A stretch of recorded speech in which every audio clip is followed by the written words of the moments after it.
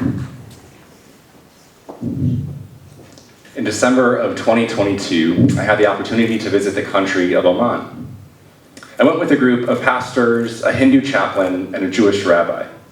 And we were invited by a center called the Altena Center, which is a Christian organization working in Oman for the past 130 years, creating spaces of multi-faith and interfaith dialogue.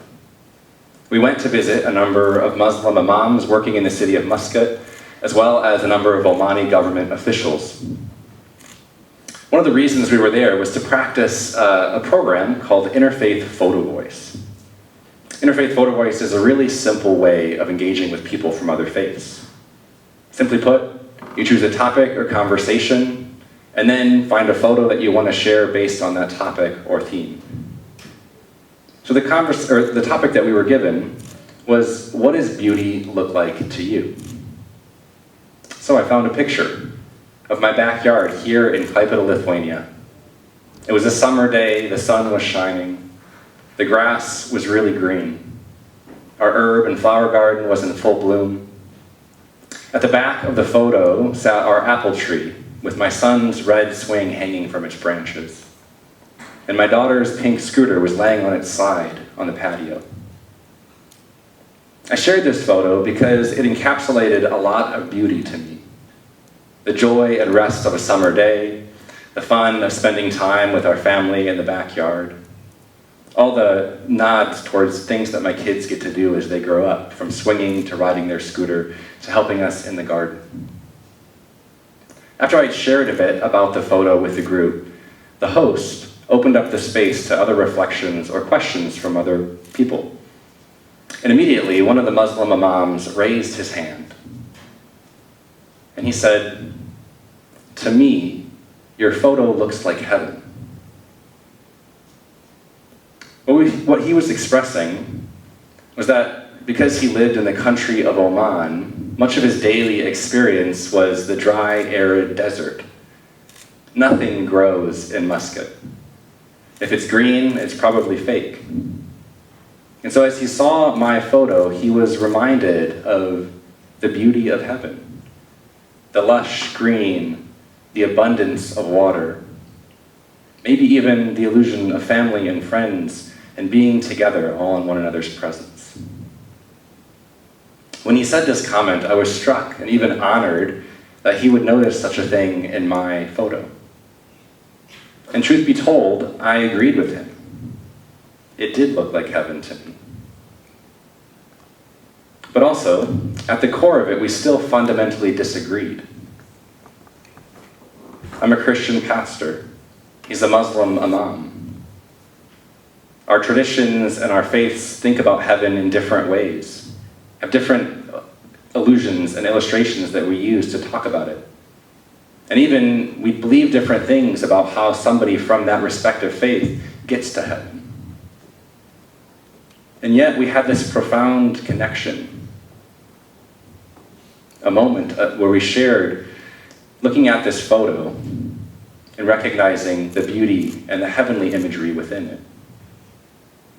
It's because of experiences like this that I believe that peace in our world is possible, even religious peace. But I want to be clear what I'm talking about when I say that. I'm not talking about a permissive tolerance, which says, well, you can believe whatever you want to believe, and we're just going to tolerate each other. We're just going to put up with each other and our differing beliefs. On the other hand, I'm not talking about a broad relativism, which says, well, all truth is truth, and you can believe whatever you want to believe, and actually it doesn't really matter if you hold anything core to who you are, because it's all relative. Instead, when I'm talking about building this peace together, I'm talking about a principled and hospitable pluralism. But what does that look like? It means, first of all, that our commitments are anything but neutral. Our faith is embodied, and we live that faith out in meaningful ways, whether that's through worship and prayer, silence and solitude, maybe even meditation and fasting in our respective faiths. It also means that we're convicted about what we believe, that we hold those things as core to who we are, And then when we engage with others who believe different things, that we engage with hospitality, that there's respect and generosity and kindness in our interactions.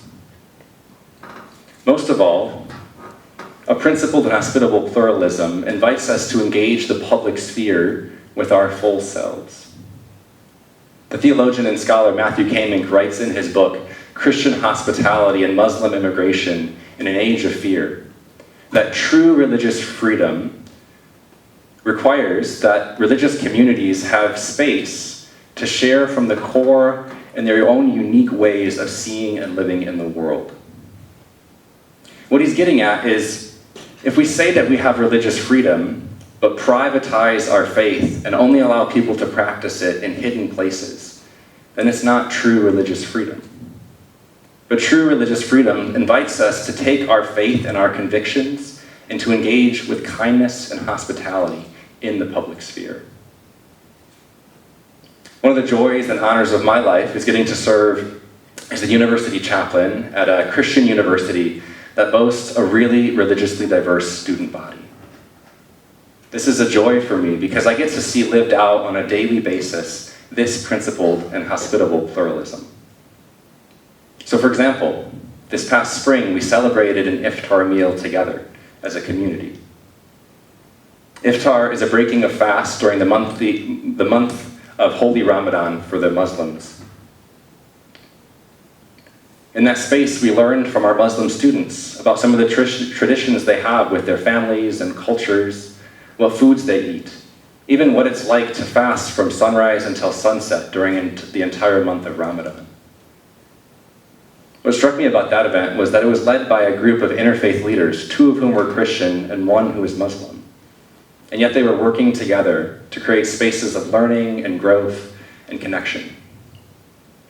We've had many other instances of this sort of posture on campus as well. 2 years ago, we celebrated the Yazidi New Year. Yazidis are a small religious and ethnic group from northern Iraq who've been oppressed. And we got to learn about their religion and understand a little bit about their faith. One of the cool things that we did was we painted eggs, and then we kind of played this game where you would hit the eggs on top of each other, and you try to crack the other person's egg while keeping your egg intact. But we learned in that space that the cracking of the egg was an allusion towards the birth of creation, which they celebrated on the New Year. We've also held events where we've learned from a Christian Orthodox student about her family's practice around Easter, what sort of liturgies they do, why they go to church, and what sorts of foods they eat.